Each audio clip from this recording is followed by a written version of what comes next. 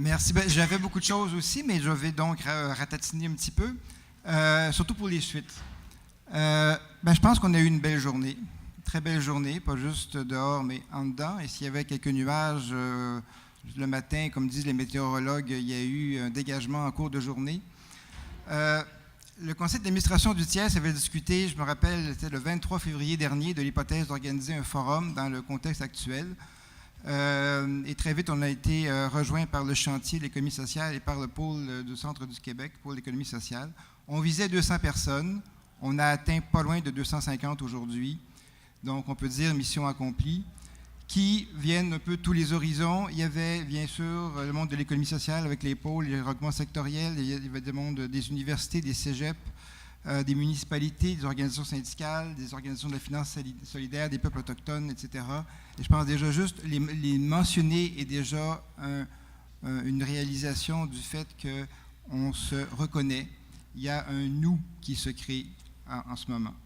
On a rappelé aujourd'hui dans toutes les interventions que le territoire, c'est un espace qui est habité par des populations, des organisations, des institutions, des acteurs publics, privés, associatifs, que le développement est donc l'affaire de tous.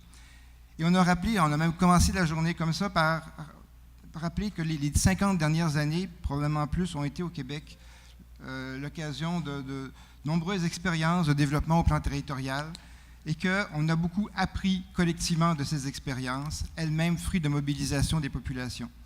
Ces apprentissages ne peuvent pas, ne doivent pas se perdre. Quelles que soient les formes organisationnelles de l'avenir, ces apprentissages doivent être transférés, adaptés, pour inspirer les nouvelles initiatives, pour développer ensemble nos territoires, pour permettre une prospérité qui est axée sur un développement inclusif au profit de tous et toutes, et donc pour habiter nos territoires. De nouvelles innovations sont en cours, on en a parlé toute la journée, qui vont sans doute se généraliser dans quelques années, et ces innovations émergent sur la base des apprentissages elles-mêmes des dernières années. Parmi ces innovations, il y a des initiatives qui relèvent de l'économie sociale et solidaire, qui vont sans doute prendre une place de toute première importance. L'économie sociale, c'est bien sûr des milliers d'entreprises collectives, mais c'est aussi, au-delà des entreprises, une façon de faire qui permet de réunir les acteurs, les populations, de définir ensemble les besoins, les aspirations, de mobiliser les êtres humains et les ressources, et en définitive, de développer autrement. Transférer les apprentissages, c'est le mandat principal du TIES, qui est un organisme de liaison et transfert reconnu par le gouvernement du Québec. Un transfert dans la pratique qui repose sur une systématisation des savoirs, des expériences, des façons de faire. C'est pourquoi on travaille ensemble. Au TIES, il y a des universités, des cégeps, des centres de recherche. Il y a les principaux réseaux en économie sociale. Il y a le chantier, il y a le Conseil québécois de la coopération, il y a les réseaux sectoriels, il y a les pôles régionaux d'économie sociale, les organisations syndicales, les fonds de travailleurs, de la finance solidaire, solidarité rurale, etc. Le TIES, c'est en fait un vaste réseau. C'est une petite équipe de travail, mais quelle équipe?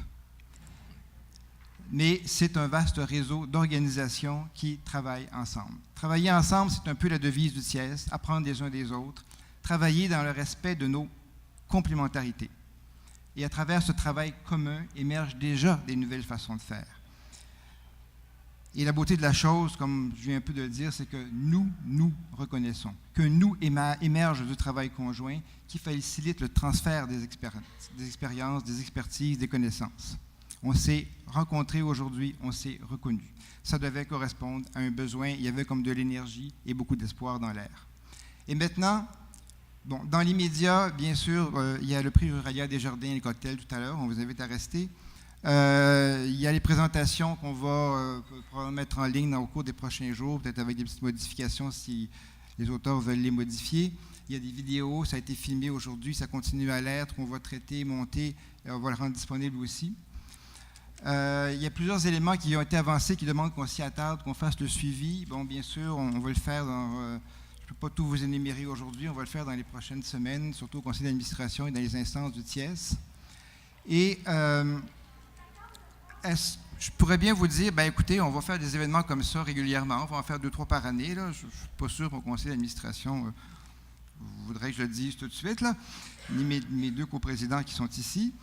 Mais est-ce que les antennes régionales du TIES, par exemple, parce qu'on a des structures régionales thématiques, on a des antennes régionales qu'on est en train de mettre sur pied dans toutes les régions, on existe depuis 18 mois seulement, est-ce que les antennes régionales pourraient soutenir l'organisation, par exemple, d'autres forums régionaux comme celui-ci, mais dans les régions? Pourquoi pas? Il faudra en parler aux antennes, et c'est un débat qu'on pourra avoir au TIES. Il y a certains enjeux qu'on a mentionnés rapidement, probablement qu'avec un peu plus de temps, on aurait pu aller plus dans le détail, mais qu'on commence déjà à travailler, par exemple, sur le financement, des nouvelles avenues de financement de l'économie sociale, sur les ressources naturelles, sur les relations entre l'enseignement supérieur et le développement des territoires, sur le soutien au développement de l'entrepreneuriat collectif, on en a parlé il y a quelques instants, surtout chez les jeunes, sur la formation, notamment la formation aux élus, on commence à travailler avec la FQM là-dessus, sur le développement des services de proximité en milieu rural, etc. Je n'ai pas le temps de tout énumérer. Juste rapidement, quelques remerciements. D'abord, il y a un comité organisateur. Je vais quand même les nommer vite, et à la fin, peut-être une dernière précision. Une douzaine de personnes qui a suivi, ça a pris même pas 3 mois à l'organiser, donc on s'est rencontrés régulièrement. Chantal Tardif, Juan Klein, Dominique Lapointe, Nancy Nimtam, Maude Brossard, Roselyne Mavungu, Geneviève Huot, Lynn O'Kane, Mélanie Pelletier, Caroline Dufresne, qui ont donc vu à l'organisation de l'événement dans ces grandes lignes, mais surtout au quotidien, parce que c'est beau les grandes lignes, mais des fois, il faut des petits caractères. Il y a un petit comité qui a organisé jour après jour cette journée. Je veux juste, sans donner de statistiques, vous dire que le taux de présence féminine de ce petit comité est de plus de 99%. Elles ont été non seulement à la cheville ouvrière, ce qu'on dit des fois, mais oui, la cheville, le tibia, le genou, le bassin, les bras et surtout la tête, le cerveau de l'organisation méticuleuse de cette journée. Alors, pourriez-vous, s'il vous plaît, vous lever? Geneviève Huot.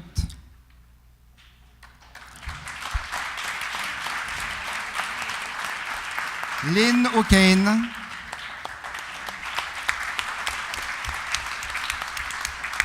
Edith Forbes. Edith, où es-tu? Mélanie Pelletier, dans le fond là-bas. Et Caroline Dufresne. Caroline, tu es où? Elle vient de sortir. Bon. Alors, merci mesdames, on vous remercie, c'est grâce à vous si cette journée a été ce qu'elle est. Je suis quelqu'un de très privilégié, je travaille avec elle. Alors, je sens qu'on va se revoir. Bonne journée et à la prochaine. Merci. Merci Vincent, merci Nancy.